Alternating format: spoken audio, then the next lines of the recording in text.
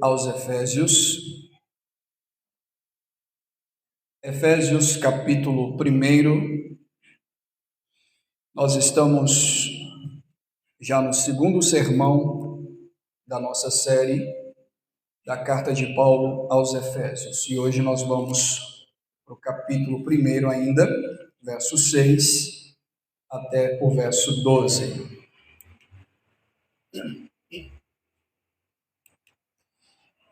Quero saudar os irmãos que nos acompanham também através da internet, estão ao vivo conosco, assistindo esse culto e também sendo agraciados pelo Senhor. Carta de Paulo aos Efésios, capítulo 1, versículo 6, nós vamos fazer a leitura e a exposição do verso 6 até o verso 12. Todos acharam? Digo amém. Diz assim a palavra do Senhor. Para louvor da glória da sua graça, para o louvor da glória da sua graça, que nos concedeu gratuitamente no amado, no qual temos a redenção pelo seu sangue, a remissão dos pecados, segundo a riqueza da sua graça, que derramou sobre nós abundantemente em toda sabedoria e prudência, desvendando-nos o mistério da sua vontade, segundo o seu beneplácito que propuser em Cristo, de fazer convergir nele, na dispensação da plenitude dos tempos, todas as coisas, tanto as do céu como as da terra. Nele, digo, no qual fomos também feitos herança, predestinados segundo o propósito daquele que faz todas as coisas, conforme o conselho da sua vontade, a fim de sermos para o louvor da sua glória, nós, os que de antemão esperamos em Cristo. Amém? Somente até aqui, vamos orar mais uma vez e pedir ao Senhor que venha falar conosco através da exposição desse texto. Pai, nós te louvamos, te glorificamos nessa noite, bendizemos a Ti, rendemos graças pelo privilégio de mais uma vez estarmos na Sua presença e podermos ouvir a Tua palavra. Pedimos que o Senhor fale aos nossos corações aquilo que precisamos ouvir da parte do Senhor. Que toda voz se cale neste momento e que somente a Sua palavra tenha voz, somente a Tua palavra possa ecoar aos profundos da nossa alma e que possa transformar nossa vida por completo. Em nome de Jesus, nós te louvamos por esta palavra desde já e te agradecemos para a glória do teu nome. Em nome de Jesus, receba a glória para si e nos conforme a imagem do seu Filho, em nome de Jesus. Amém. Meus queridos, nós estamos trabalhando e provavelmente iremos trabalhar alguns meses a carta do apóstolo Paulo aos Efésios. No domingo passado nós fizemos a introdução da carta, quem foi que escreveu a carta, qual ano foi escrito e qual o propósito da carta de Paulo aos Efésios. No capítulo 1, verso 1 até o verso 5, nós vimos no domingo passado que o apóstolo Paulo ele vai explanar o grande plano de Deus Pai que aconteceu lá na eternidade, nos refolhos da eternidade, que é o grande plano de salvação antes que houvesse dia, antes que houvesse mundo. Do verso 3 até o verso 5, Paulo chama tudo isso de bênçãos espirituais que ocorrem nas regiões celestiais, ou seja, lá na eternidade. Essas bênçãos espirituais, como nós já vimos no domingo passado, é a eleição, a predestinação e a adoção. Do verso 3 até o verso 5, Paulo explica isso de forma muito abundante. Agora, nos versos 6 até o verso 12, ele aborda a nossa aceitação em um ato redentivo, a redenção promovida por Cristo, pagando então o preço pelos nossos pecados e nos transformando então em heranças, heranças a Deus, por intermédio do Filho, heranças ao Pai, por intermédio do Filho, e selados pelo poder do Espírito Santo. Portanto, aqui nesse texto, do verso 6 até o verso 12, Paulo vai trabalhar sobre a obra de Deus Filho na nossa salvação. Nós vimos do verso 1 até o verso 5, a obra de Deus Pai. Do verso 6 até o verso 12, a obra de Deus Filho. Posto isto, vamos à exposição desse texto, verso 6. Paulo está louvando a Deus, ele está agradecendo ao Senhor, ele está bendizendo ao Senhor, quando ele fala dos atos redentivos, trabalhando a questão das bênçãos espirituais. E no verso 6 ele diz: para o louvor da glória da sua graça, que nos concedeu gratuitamente no amado. Para o louvor da glória da sua graça. Aqui Paulo trabalha a ideia de que a graça foi nos dada de graça. A graça foi nos dada de graça. A graça de Deus nos foi outorgada gratuitamente. A ideia aqui é de um rei num palácio que concede graça a algum súdito, a algum escravo que entra em sua presença na sala real. Isto era uma prática muito antiga, no mundo oriental antigo. Deus, então, segundo a visão de Paulo, fez isso para conosco, porque ele abriu-nos a porta da salvação. Ele trouxe para nós o que é chamado favor que nós não merecemos, ou seja, a palavra graça. E o termo graça aqui no grego é charity ou charis, que significa favor que nós não merecemos e que nos leva a ter acesso ao Pai, a ter acesso a Ele. É um privilégio que não é de todas as pessoas, é um privilégio que são apenas daqueles que estão no amado, ele diz aqui, daqueles que são chamados segundo o seu beneplácito, segundo a sua própria vontade. O pecado de Gênesis capítulo 3, quando o homem cai, quando Adão cai, o pecado tirou Adão da presença de Deus, ao ponto de Deus chamar Adão e dizer: Adão, aonde tu estás? Porque após ter pecado, juntamente com Eva, ele então perde a sua referência, porque ele se esconde. E Deus diz: Adão, aonde estás? Deus sabia aonde Adão estava, mas o pecado tirou de Adão a referência, e ele então não pode estar diante da presença do Pai de qualquer forma, de qualquer maneira, porque ele estava nu, ele estava envergonhado.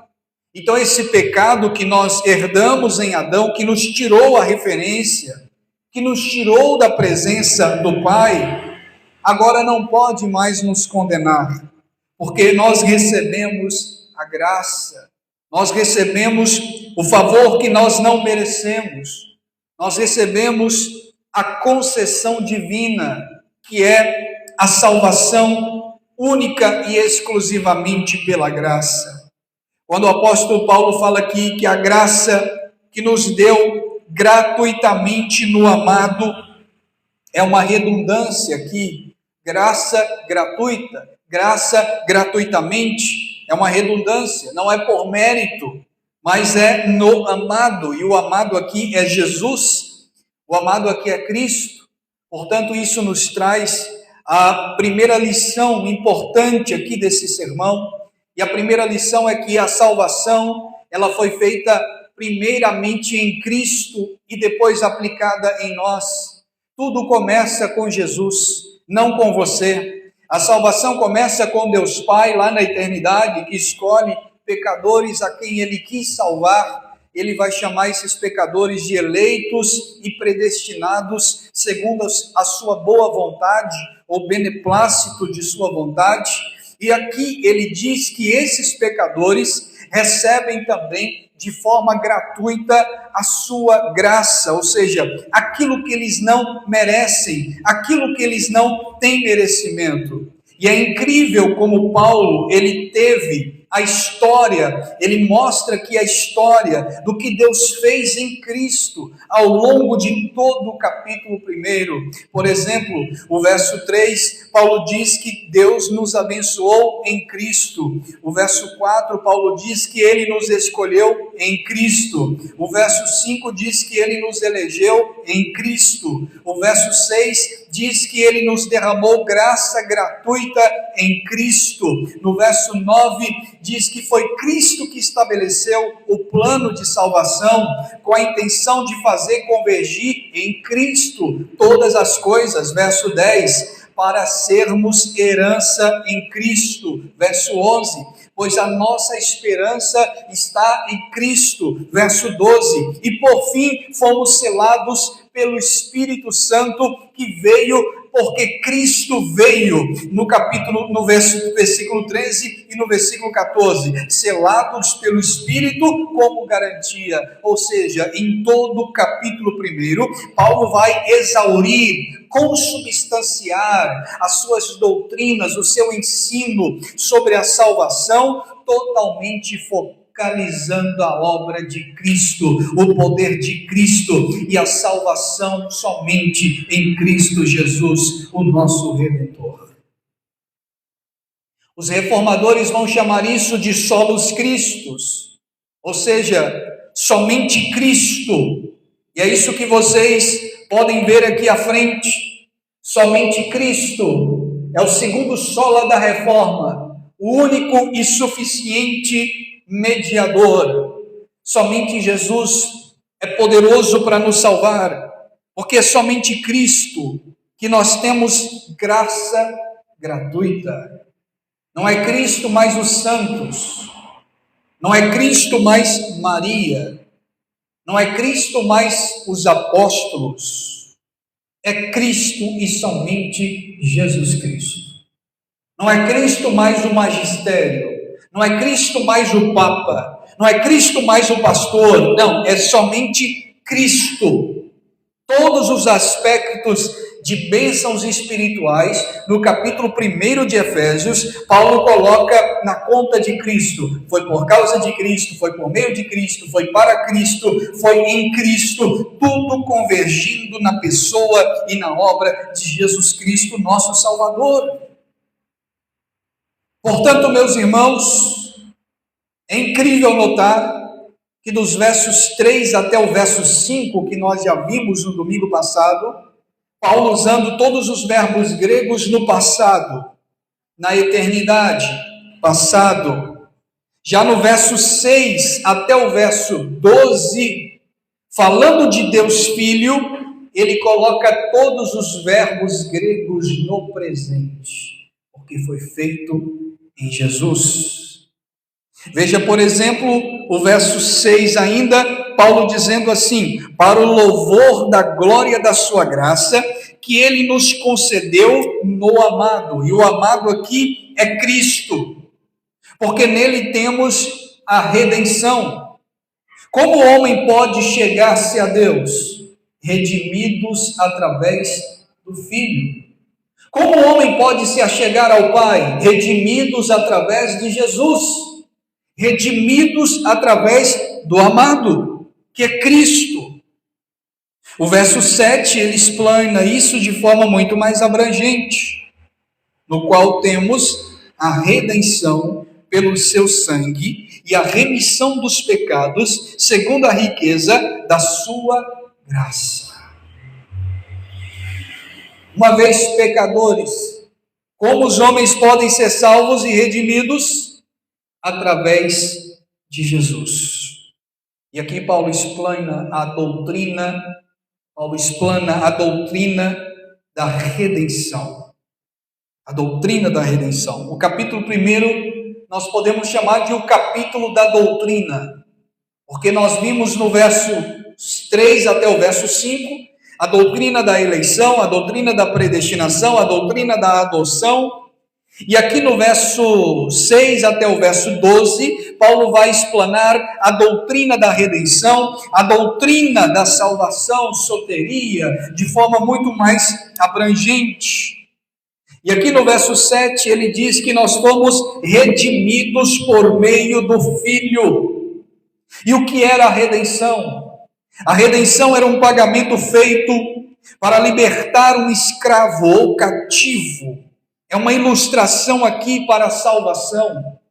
Isto no Antigo Testamento, quando era liberto um escravo no ano do jubileu, era pago um valor para redimir o escravo. Frequentemente no Novo Testamento, esta palavra redenção evocando o Antigo Testamento, Êxodo capítulo 15, verso 13, mostrando que o sangue de Jesus nos redimiu dos nossos pecados. Uma vez os sacrifícios do Antigo Testamento, sendo realizados no tabernáculo ou no templo de Salomão, eram para a remissão dos pecados da nação, mas isso ocorria corriqueiramente, mas através do sacrifício de Cristo, uma só vez, sendo derramado naquela cruz, nós temos a redenção completa, salvífica, redentora, única e exclusiva, por meio do seu sangue e do seu sacrifício. Paulo diz aqui, que por meio desta redenção, verso 7, nós temos a remissão dos pecados, segundo a riqueza da sua graça. Quando Jesus foi à cruz, ele lidou com a culpa dos nossos pecados. Isso nós chamamos de justificação, que é o que nós vamos trabalhar nos domingos posteriores. A justificação é nada mais, nada menos do que o justo morrendo pelo injusto, para que a justiça do justo seja acreditada na conta do injusto, mesmo sem ele merecer. Eu vou repetir: o justo morre pelo injusto, para que a justiça do justo seja acreditada na conta do injusto, mesmo sem ele merecer. Um prisioneiro, um malfeitor, quando está no banco dos réus sendo julgado, ele foi pego em flagrante, ele precisa ser preso. Mas vem o juiz e assina sua soltura, declarando então a sua inocência. Esse juiz seria um juiz injusto? Claro que sim. O cidadão foi pego em flagrante e o juiz então vai soltá-lo. Nós somos pecadores em séries, pecadores que nascemos já com a condenação sobre nós. Nascemos com a natureza caída, a natureza corrupta, a natureza de Adão sobre nós.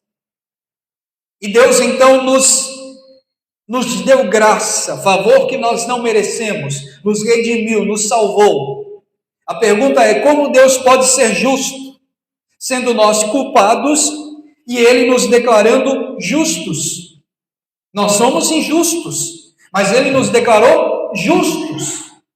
Como Ele pode ser justo? Como Ele pode ser bom, se Ele declara o culpado justo? A resposta é Jesus Cristo. Jesus Cristo. Porque Ele não nos livrou da condenação porque nós merecemos. Ele aplicou a sua ira completa sobre o seu Filho naquela cruz. A resposta para a pergunta de que Deus é justo ou não, se nos liberta do poder do pecado e nos salva, a resposta é Jesus Cristo. Por intermédio do seu Filho, nós temos a redenção. Deus é justo ao declarar-nos justos, porque Ele condenou e massacrou, humilhou, sacrificou o seu próprio Filho na cruz do Calvário. E por causa de Jesus, nós temos redenção e salvação por intermédio do seu sacrifício. Aí Paulo continua louvando a Deus por isso. No verso 8, Olha aí comigo, verso 8. Que Deus derramou abundantemente sobre nós, em toda sabedoria e prudência. Aqui Paulo fala da graça que se torna abundante. Isso aqui, meus irmãos, que nós estamos falando e trabalhando aqui, é a espinha dorsal do Evangelho. Por incrível que pareça, há crentes de 20, 30 anos que não sabem explicar o que é justificação pela fé, redenção, a doutrina da eleição, nós já vimos, a doutrina da predestinação, a doutrina da adoção, a doutrina da redenção, a doutrina da justificação pela fé. São 6 doutrinas, pelo menos aqui, até o verso 8 que Paulo está trabalhando. Isso aqui é mais caro do que o ouro. É a espinha dorsal do Evangelho. Com o sangue do Filho de Deus, nós fomos resgatados. E isso sem mérito. Isso sem nós merecermos. Por isso que Paulo diz que Deus derramou abundantemente sobre nós, em toda sabedoria e prudência.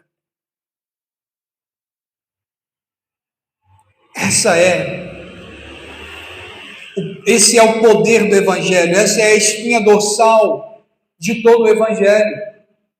Toda pregação que não é baseada nisso aqui, não é pregação. Todo ensino que não é baseado nesta premissa não é ensino. Toda conferência, todo livro, toda canção que não é baseada na graça abundante que Deus derramou sobre nós ao enviar seu Filho para ser sacrificado em nosso lugar e seu sangue vertido na cruz do Calvário, não é pregação do Evangelho, não pode ser considerada pregação do Evangelho. E Paulo vai mais além na carta aos Gálatas, quando ele diz que podemos considerar anátema todo o Evangelho que não foca na pessoa de Cristo, no sacrifício de Cristo, no sacrifício eficaz de Jesus Cristo à sua igreja, ao seu povo, aos seus eleitos. A ideia de que você está pagando o preço para morar no céu. A ideia de que você tem que fazer alguma coisa para ser salvo. A ideia de que a salvação por meio das obras é uma heresia e precisa ser combatida e rechaçada todo momento quando nós estudamos a mensagem do Evangelho. Veja, por exemplo, o sola gratia. O pecador nada pode fazer para ser salvo. O que eu tenho que fazer para ser salvo, pastor? A resposta é nada. O que eu tenho que fazer para mim ir para o céu? A resposta é zero. Se você tentar fazer, você será condenado. A salvação não é por meio daquilo que você faz ou deixa de fazer. A salvação é por meio daquilo que Cristo fez na cruz do Calvário. É por isso que eu fico indignado com a frase que diz assim, que você tem que dar o primeiro passo e depois Deus vai dar outro. Não. Deus deu o primeiro passo. O pecador não pode fazer nada. Eu também fico indignado com a frase que diz assim, Deus diz, faça a tua parte que eu te ajudarei. Eu não sei aonde Deus diz isso. Eu nunca li isso aqui na Bíblia. Faça a tua parte que eu te ajudarei. Aí eu complemento a frase, sim, faça a tua parte que eu te ajudarei. A minha parte foi pecar, e a de Deus, perdoar o meu pecado. A única parte que nós fazemos é pecar, só isso. O que nós fazemos foi ter pecado, essa foi a nossa parte. E a parte de Deus, perdoar nosso pecado e nos salvar. Faça a sua parte que eu te ajudarei. Até parece que Jesus estava naquela cruz, dizendo assim, fiz a minha parte, agora é com eles. Não, Jesus disse, está consumado, tetelestai, não tem mais parte nenhuma, já cumpriu-se, está consumado, tetelestai. Não devemos fazer absolutamente nada, apenas crer que o que já foi feito, concretizado. Apenas nos apropriamos disso pela fé, porque a salvação não é por meio de obras, mas a salvação é por meio da fé. Fé em quê? Fé na obra de Jesus, no sacrifício de Jesus, na cruz de Jesus, na cruz vertida de Jesus Cristo. Mas por que as pessoas não ensinam isso? É tão simples, é tão óbvio, é tão ululante. Mas por que as pessoas não focam nisso, não ensinam isso? Porque isso quebra o nosso orgulho. Isso quebra porque nós queremos fazer por onde? Nós queremos fazer por merecer. Talvez nós queremos chegar diante de Deus e dizer: Senhor, olha como eu sou bom, olha como eu sou perfeito. No final do ano, sempre as pessoas dizem: eu tenho sido bom e Deus tem sido fiel. Eu tenho sido fiel e Deus tem sido bom e maravilhoso. O que nós devemos dizer é: eu tenho sido mau e pecador. Deus tem sido bom e misericordioso para comigo. Quando alcançamos esse nível espiritual aqui, Paulo diz que Deus derrama sobre nós. Ele derramou sobre nós abundante riqueza de sabedoria e prudência. Isso aqui é para aqueles que já entenderam a profundidade do Evangelho e não conseguem mais ficar na superfície. E não consegue mais ficar no vai, hoje é o dia da bênção, hoje é o dia da vitória, fala para o irmão que está ao teu lado, cutuca teu irmão, levanta a mão e faz isso, e faz aquilo. As pessoas, isso aqui não é para essas pessoas. Isso aqui é para quem já tem a consciência aprofundada na mensagem do Evangelho, e não nas coisas que tiram a mensagem do Evangelho. Porque eu dizer que Deus vai dar vitória é muito fácil. E talvez se eu colocar uma faixa, fechando uma ponta a outra da rua, na esquina, ou aqui na porta, dizendo quinta-feira do milagre, domingo da chave, domingo da porta aberta, 7 mergulhos de Naamã para a vitória, talvez esse local aqui vai estar lotado de pessoas. Mas eu amo muito isso aqui para fazer isso. Eu amo demais o Evangelho para fazer isso. Paulo está dizendo que é em Jesus no qual temos a redenção pelo seu sangue. Não é pela vitória, não é pela bênção, não é pela campanha, não é pela chave, não é pelo monte, não é pela oração, não é por aquilo que você faz, não é pelo seu jejum, não é pelo seu berro, pelo seu grito, pela sua língua estranha, não é por nada disso, é através de Jesus. Nós temos redenção, remissão de pecados, riqueza de graça que Deus derrama abundantemente sobre nós com toda sabedoria e prudência. Que coisa profunda que Paulo está nos ensinando aqui, gente. Agora olha o verso 9. Desvendando-nos o mistério da sua vontade, segundo o beneplácito que propusera em Cristo. Verso 10 também, Paulo conclui esse raciocínio, de fazer convergir nele, na dispensação da plenitude dos tempos, todas as coisas, tanto as do céu como as da terra. Paulo agora vai demonstrar que aqueles que já compreenderam esta profundidade do Evangelho, eles já foram desvendados para eles, já foram desvendados para esses que compreendem a profundidade do reino do Evangelho, já foi desvendado para eles a vontade de Deus. Já foi desvendados para eles o mistério da sua vontade. A vontade de Deus é um grande mistério. Desde o Antigo Testamento, desde Gênesis, desde o Éden, até o Armagedon, até o último dia, até o juízo final. A vontade de Deus é um grande mistério. Paulo diz que nós devemos buscar estar na boa, entender a boa, perfeita e agradável vontade do Senhor. A vontade de Deus é um grande mistério, mas em Jesus, em Cristo, esse mistério é revelado. Em Jesus, Deus ele tira o véu e nos revela essa vontade, que desde a eternidade ele planejou. Veja que o contexto do capítulo 1, Paulo fala da eternidade, versos 3 até o verso 5, no verso 6, a redenção e a remissão dos nossos pecados, e agora no verso 8, 9, 10 e 11, o apóstolo Paulo trabalha sobre os mistérios da vontade de Deus que já foram desvendados e revelados por intermédio de Jesus, por intermédio de Cristo. E qual é a vontade de Deus? Qual é o mistério da vontade de Deus? O mistério da vontade de Deus é a salvação dos eleitos, a salvação da sua igreja, a salvação do seu povo. Esse mistério só os eleitos recebem. Para entender, para compreender, no verso 8, ele diz que Deus derramou abundantemente sobre nós toda sabedoria e prudência, e por causa disso, nós entendemos o mistério.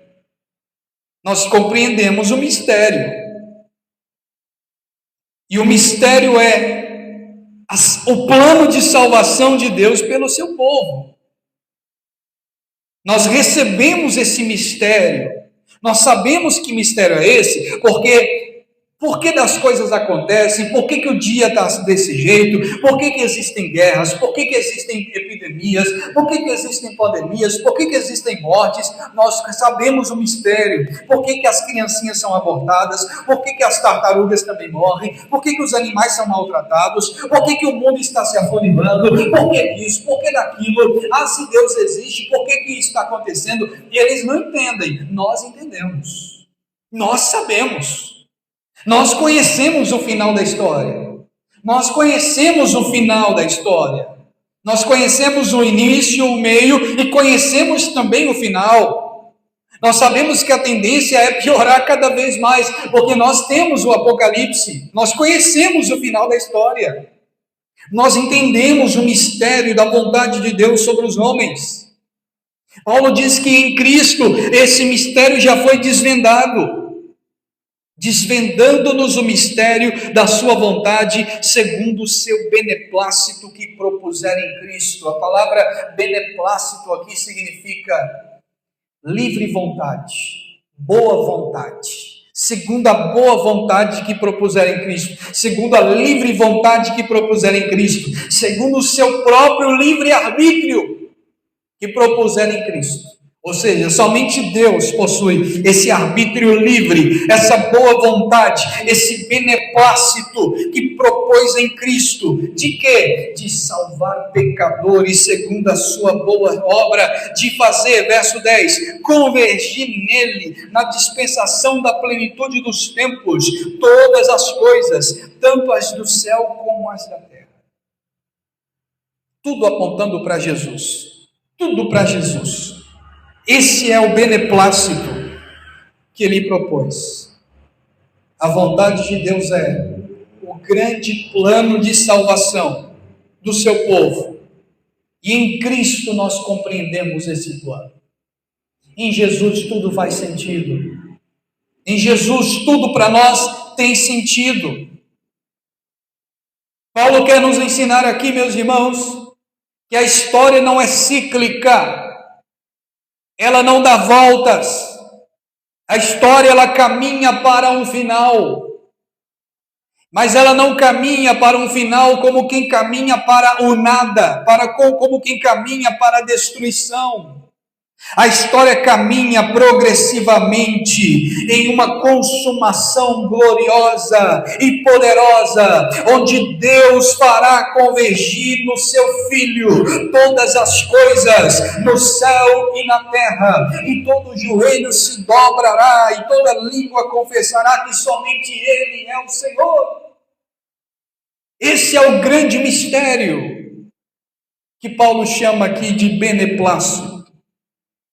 A consumação da história, a consumação dos séculos, a consumação dos tempos, dos dias, tudo apontando para Jesus, porque Ele virá com grande poder e com grande glória. E assim, queridos, a história, ela fechará suas cortinas com a vitória final de Deus e também da sua noiva, da sua igreja. Paulo diz que esse mistério estava oculto. Esse mistério estava oculto, mas foi revelado por conta de Jesus.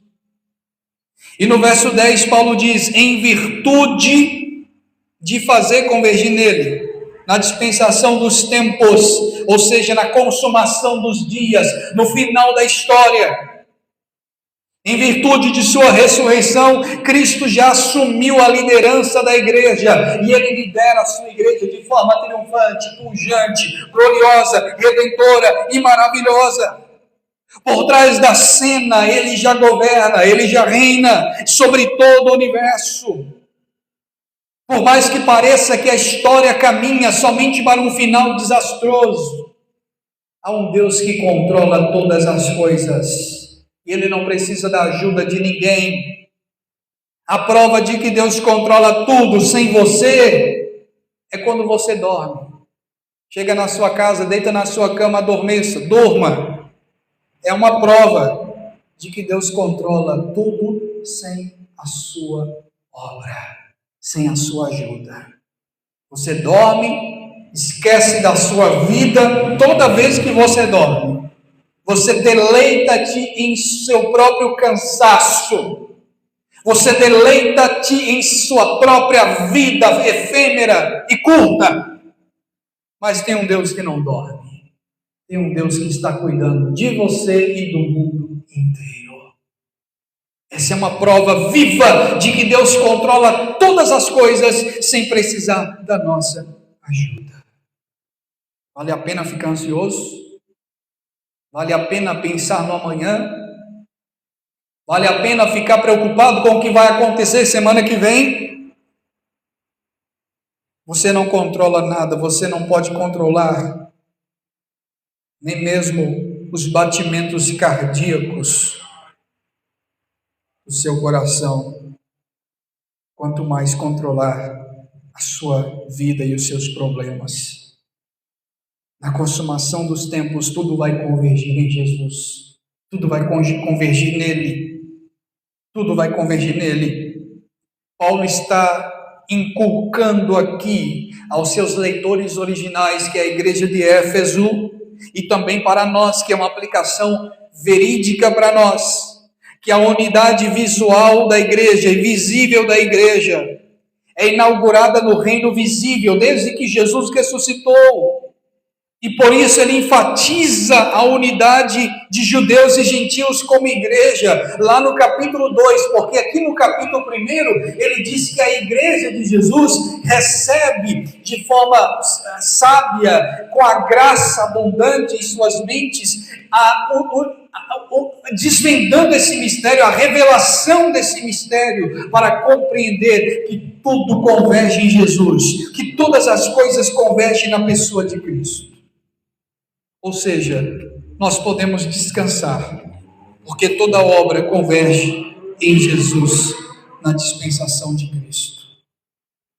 Portanto, no verso 9 e no verso 10, Paulo está nos ensinando aqui que a vontade de Deus é uma vontade de acordo com o seu bom prazer, de acordo com o beneplácito, com o seu bom prazer, com o prazer livre, de fazer toda a criação voltar-se para Jesus, voltar-se para Cristo. É o momento que Paulo vai dizer na carta aos Filipenses que todo joelho se dobrará e toda língua confessará, ou seja, toda a criação será liberta do cativeiro da corrupção e terá que confessar e reconhecer que Jesus é Senhor, apesar de que Ele já reina desde a ressurreição. Mas aquele grande dia, na consumação, tudo convergirá na pessoa de Jesus. E no verso 11, Paulo aplica isso, dizendo que esse plano não irá falhar. Diz assim o verso 11: nele, digo, no qual fomos feitos herança, predestinados segundo o propósito daquele que faz todas as coisas conforme o conselho de sua vontade. Ou seja, ele faz convergir nele. Por quê? Porque ele já nos predestinou e o plano não falha, pois nós fomos predestinados por Deus em sua soberana vontade. Paulo, ele antecipa aqui o que ele vai dizer lá no capítulo 3, no versículo 6, sobre os judeus e sobre os gentios que são co-herdeiros com Jesus, co-herdeiros com Cristo, quando ele diz aqui que esses predestinados são heranças de Jesus. E ele explica isso no verso 12, quando ele diz assim: a fim de sermos para o louvor da sua glória, nós os que de antemão esperamos em Cristo. Veja que ele não fala todas as pessoas. Aqui ele deixa destacado que são apenas aqueles que esperam em Jesus, ou seja, os crentes, os eleitos, a igreja. Por isso que o plano não falha, pois nós fomos predestinados, a igreja é predestinada. Por isso o plano não tem falha, não tem erro.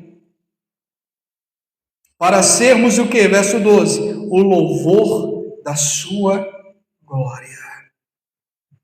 Aqui nesse versículo 12, Paulo escreve como um judeu cristão, como alguém recebe o Messias, e ele insiste que os gentios que receberam Cristo por meio da pregação são unidos aos judeus por meio da sua comunhão. Lembre que a igreja de Éfeso, ela é feita de judeus e gentios. E Paulo explana tudo isso aqui para mostrar que a salvação não fica restrita apenas ao povo judeu, mas se estende também aos gentios por meio da cruz, porque em Cristo não há judeu, não há gentio, não há grego, não há bárbaro, não há cita, não há escravo, não há livre. Todos nós somos unidos pela cruz de Cristo, porque a cruz derrubou a parede de separação, porque coloca todos no mesmo pé de igualdade. Todos pecaram e carecem da glória de Deus. E aqui Paulo diz que a igreja, os predestinados, que são feitos de judeus e que também são feitos de gentios, os judeus que creem em Jesus, os gentios que creem em Jesus, a igreja feita de judeus e gentios que creem em Jesus, predestinados, recebem o entendimento do que é a verdadeira vontade. E no verso 12 Paulo diz que tudo isso é para o louvor da sua glória, a fim de sermos louvor da sua glória, nós os que de antemão esperamos em Cristo. O judeu crente em Jesus recebe a mesma promessa que o gentio. O judeu que crê em Jesus recebe a mesma promessa do gentio que crê em Jesus e se torna aliança. Assim como Deus fez aliança com Abraão e os judeus, assim a mesma aliança se estende aos gentios por intermédio do poder do Espírito Santo, que Paulo vai trabalhar dos versos 13 até o verso de número 23, que nós faremos no próximo sermão, na próxima exposição. A partir do verso 13, Paulo começa a falar do poder do Espírito Santo.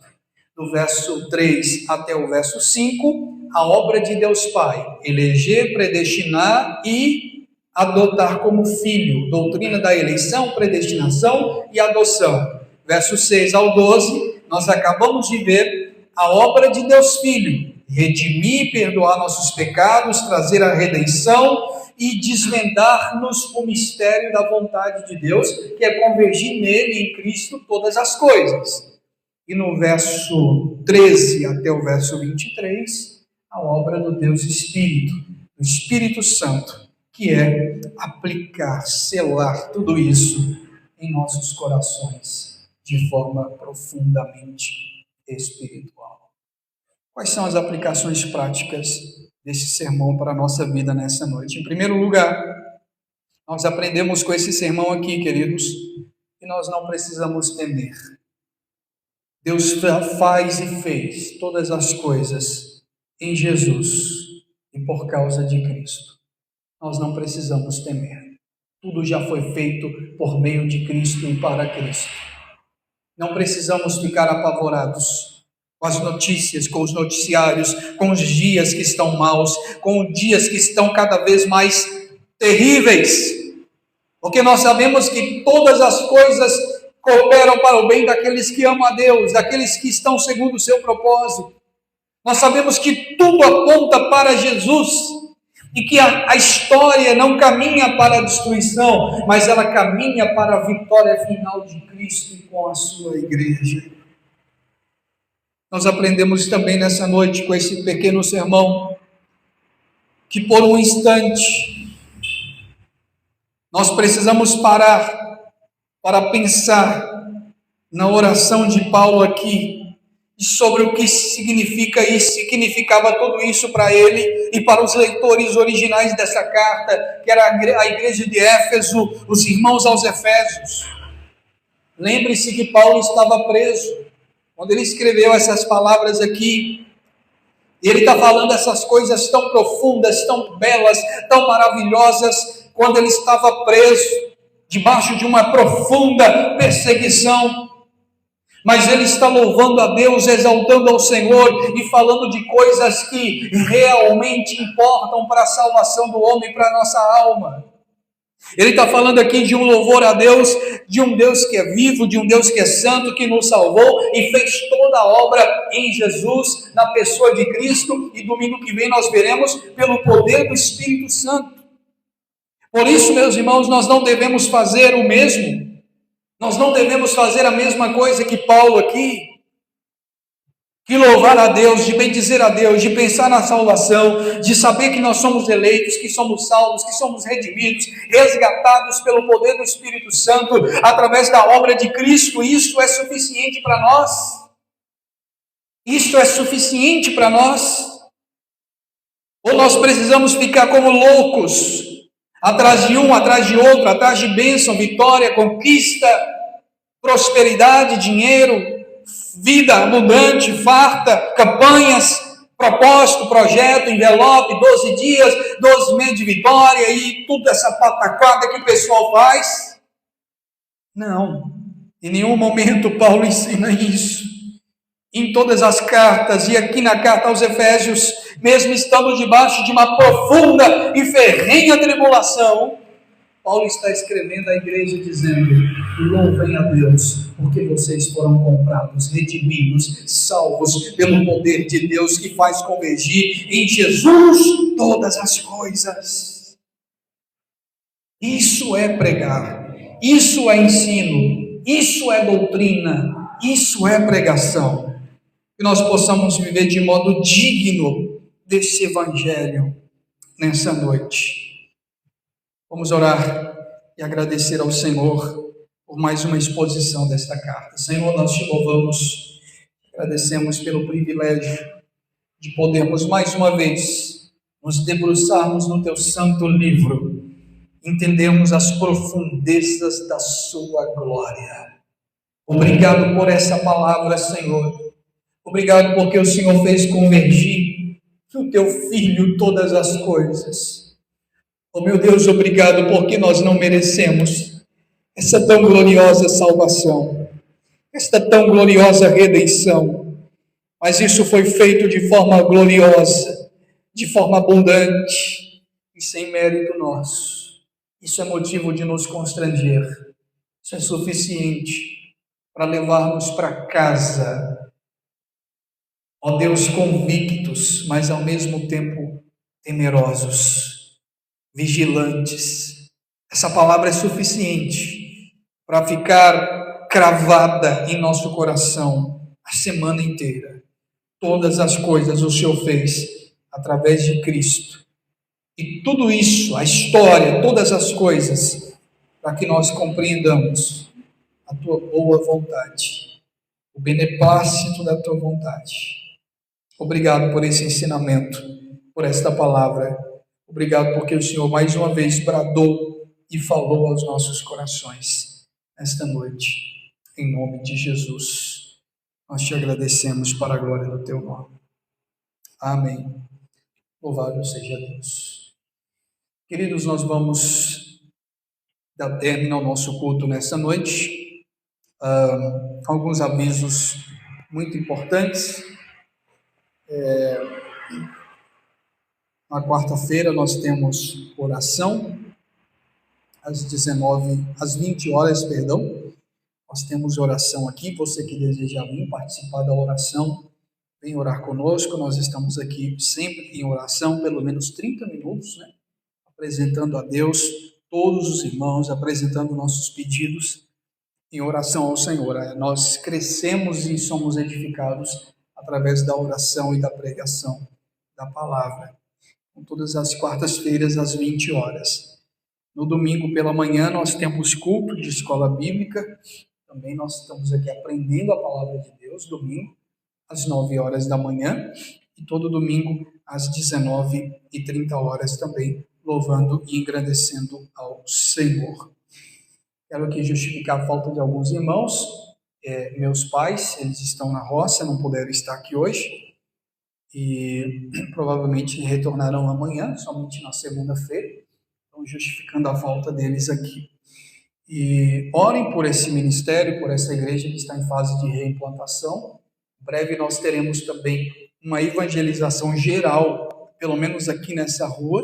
Vou preparar um material de evangelismo para nós fazer uma evangelização, convidar o pessoal. A gente ainda não convidou os vizinhos, pessoal, para vir louvar a Deus conosco em nosso culto e ouvir a palavra do Senhor. Amém? Vamos ficar de pé e agradecer ao Senhor e encerrar o nosso culto para a glória de Deus Pai. Obrigado, Senhor, pelo privilégio de cultuar. Ó Deus, nós não sabemos se estaremos vivos amanhã. Quem sabe esse pode ser o último culto da nossa vida. Por isso nós te louvamos com muita alegria. Nós engrandecemos o teu nome pelo privilégio de poder mais uma vez ouvir a tua voz e sermos edificados pela sua palavra. Leva-nos em paz, debaixo da sua mão potente e poderosa, guardando-nos e livrando-nos de todo mal. Em nome de Jesus, nós te louvamos e te agradecemos para a glória do teu nome. Amém? Antes de encerrar, você que desejar ofertar e trazer uma contribuição, fique à vontade, venha aqui à frente e faça a sua contribuição. Amém? Que a graça do nosso Senhor e Salvador Jesus Cristo, o amor de Deus e as doces consolações do Espírito seja sobre nós e sobre nós permaneça não só hoje, mas para todos sempre. E todos dizem amém. Deus abençoe vocês. Ótima semana para todos.